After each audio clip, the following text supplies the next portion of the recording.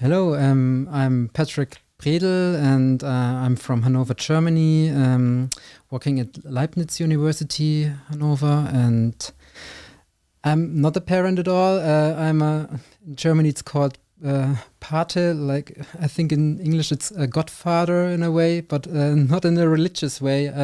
So I'm a good peer to two children of friends of mine, and at Leibniz University, I'm a trainer, educational trainer, a researcher. Yes, and Hello, my name is Miha Gorenc. I come from Slovenia. I work as a teacher of 300 students, teenagers, and the father of two. I'm here through RIC Nova Mesta organization, so I have a lot of communication with teenagers and children, and a lot of problems with internet, excessive use of internet and other screen mobile applications and devices. And we were both here for the training. What was the most important parts for you? Where did you learn something? I did know lots of that from my training in school, but I still learned more details, and I reassured my knowledge from before. I still find the most important part, the first part, so just awareness and knowledge of dangers of excessive use of internet or digital devices, which I like to call digital drugs, because that's how they affect the brain. And we're still just at the beginning of this knowledge. So what we need to do more is share the awareness, share the knowledge, and help parents with simple instruction and recommendation what to do and what not to do. I believe now the beginning, we need very, very simple one-page instruction to recognize the dangers, how to react, and what to do and what not to do. Mm-hmm. Yeah, I liked also the part of talking about the risks of the dangers of internet use. And I thought it would be, I know this already, there's nothing new, but there was a kind of interesting perspective. I learned a lot in this part, and also in the discussions with the parents, their experience. There were a lot of new things for me to learn, and this nice discussions between the inputs and I agree.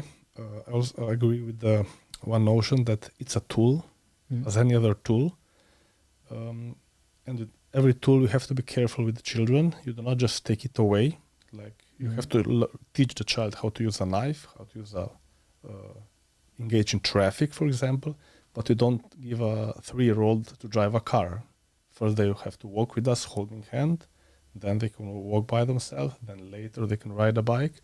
And when they go 18, they can drive a car. So it's step by step in traffic. And I believe something similar could or should be done also with the devices and the internet.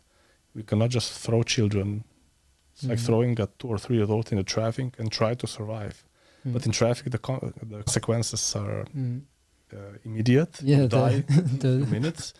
While in internet abuse, the consequences show after years. So that's why we're not so aware of the negative consequences. But it's also a good thing. It can help empower children, especially in deprivileged communities, or let's say in the middle of Africa or countries that are really poor. A child with a mobile phone and internet connection, he has connection to all the universities, all the knowledge in the world. So it's an extremely big opportunity that also holds big dangers itself. And that's where parents, teachers, and adults in general, and maybe even government regulations should step in.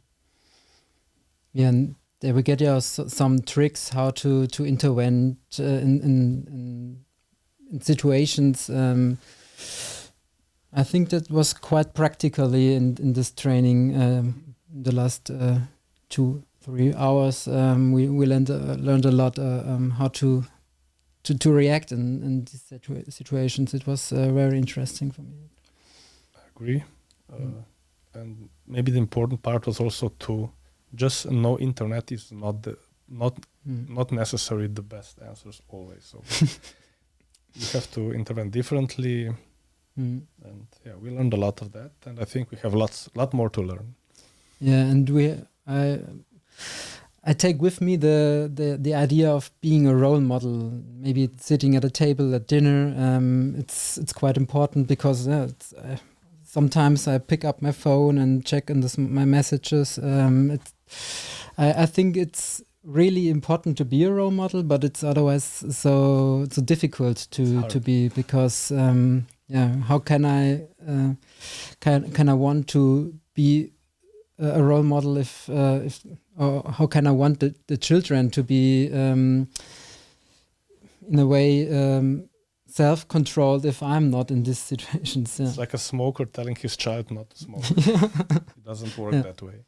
Yes. We have to be able to log off, put the things aside, and not check every few minutes. Also, yes, I agree. The role model is the most important part. Yeah, but it's a great task for us. Yes, and a great challenge.